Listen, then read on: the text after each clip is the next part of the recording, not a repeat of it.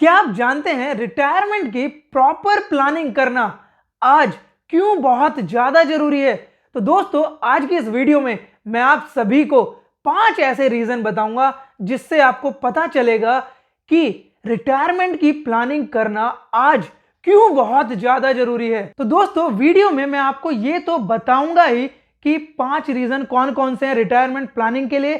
साथ में मैं आपको 3 ऐसे तरीके भी बताऊंगा जिनकी वजह से हम रिटायरमेंट प्लानिंग कर सकते थे लेकिन हम नहीं कर पाते, और 6 रीजन आपको ऐसे भी बताऊंगा जिनकी वजह से रिटायरमेंट प्लानिंग हो ही नहीं पाती।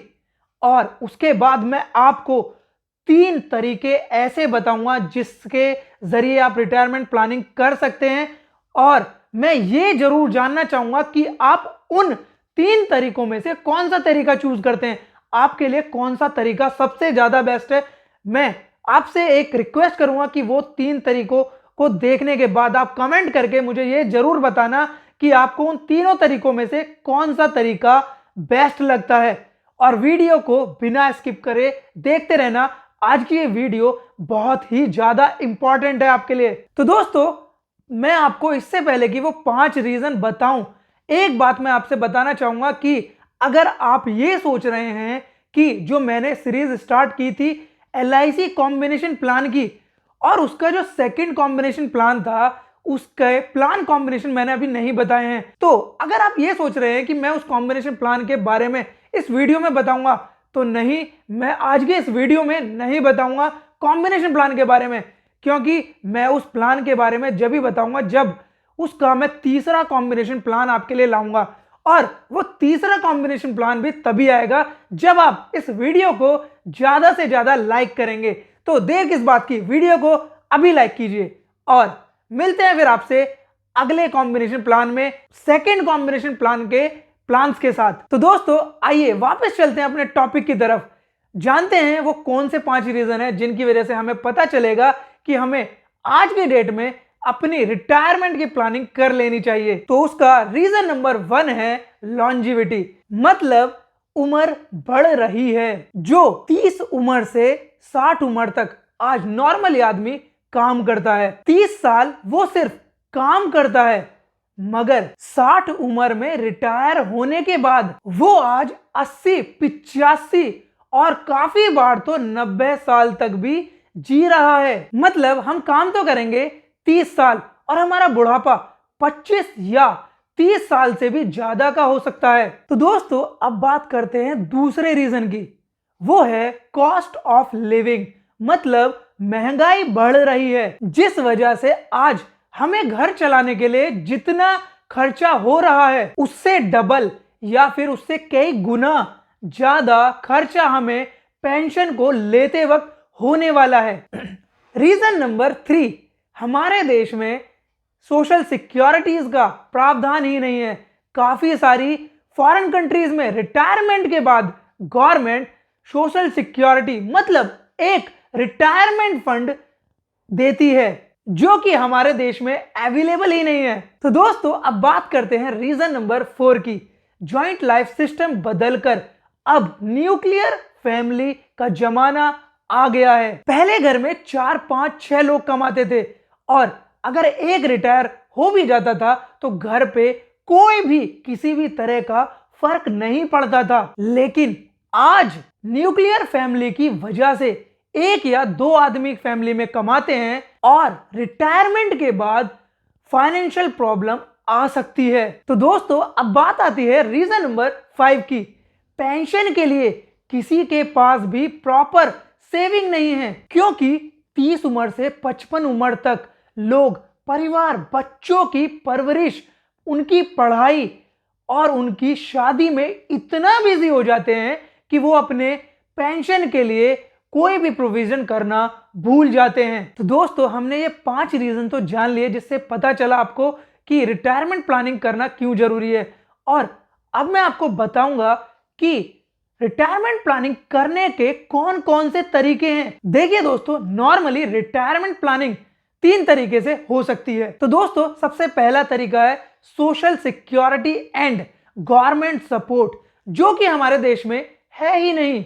और मैं आपको यह भी बता दूं कि जिन फॉरेन कंट्रीज में ये सोशल सिक्योरिटीज हैं, उन फॉरेन कंट्रीज से भी ये सोशल सिक्योरिटीज धीरे धीरे विड्रॉल हो रही है। दूसरा तरीका है एम्प्लॉयमेंट लिंक पेंशन स्कीम, जो कि सिर्फ कुछ ही ऑर्गेनाइज सेक्टर में दिखाई देता है, जैसे कि गवर्नमेंट एम्प्लॉय, वो भी बहुत कम होता है। अब आता है तीसरा तरीका, individual saving for the old age pension, जो कि हमारे देश में सिर्फ 4% लोग ही करते हैं। इसका मतलब समझ रहे हो आप, 96% लोगों के पास आज भी रिटायरमेंट की प्रॉपर प्लानिंग नहीं है। तो दोस्तों, अब इसके काफी सारे रीजन हो सकते हैं।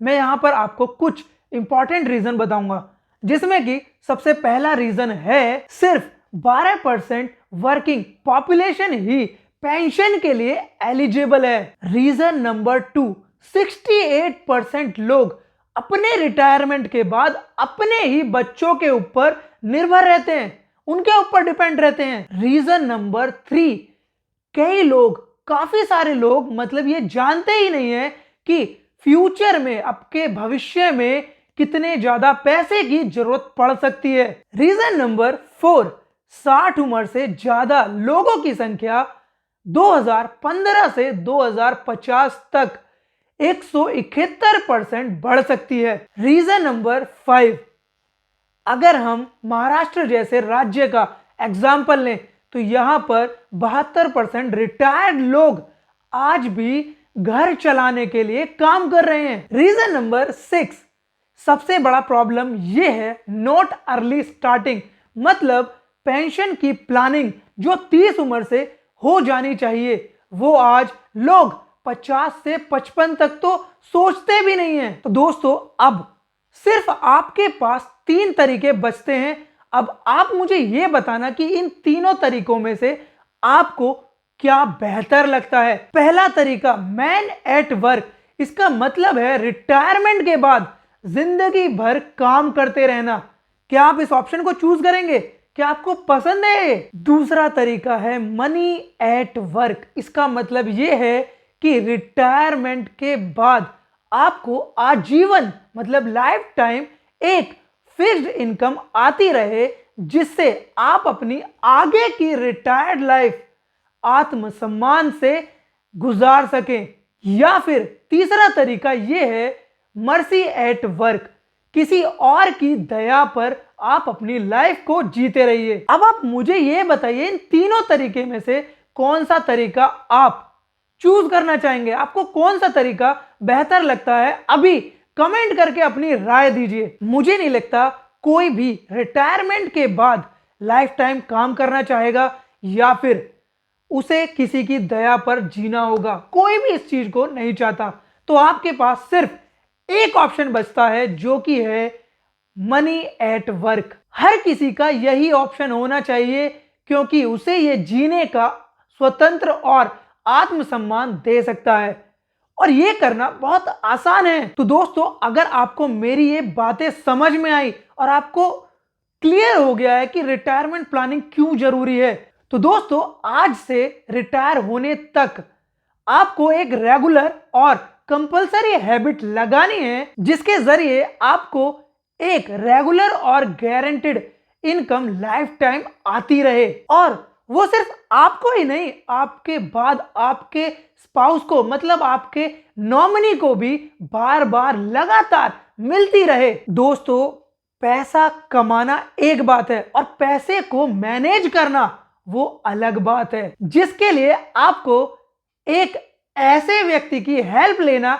बहुत जरूरी है जो रिटायरमेंट प्लानिंग में एक्सपर्ट हो। तो दोस्तों, मैं आशा करता हूं कि आपको इस वीडियो से काफी सारी नॉलेज मिली होगी। आप समझ गए होंगे कि रिटायरमेंट प्लानिंग आज की डेट में कितना जरूरी है। अगर आज से ही आप कुछ सेविंग करना शुरू कर देंगे तो वही सेविंग आपको आपके रिटायरमेंट के बाद बहुत काम आने वाली है। अगर आपको कोई भी डाउट है, आप चाहते हैं, आप जानना चाहते हैं कि आपको रिटायरमेंट प्लानिंग के लिए कितना सेव करना चाहिए, आपको कितना लाइफ टाइम मिलेगा, उस सब चीज के लिए आप हमारे चैनल को सब्सक्राइब कर सकते हैं। मैं आपके लिए रिटायरमेंट के लिए काफी सारी वीडियोस आगे लाने वाला हूं। और कुछ वीडियोस तो मैंने रिटायरमेंट के ऊपर डाली भी हुई हैं।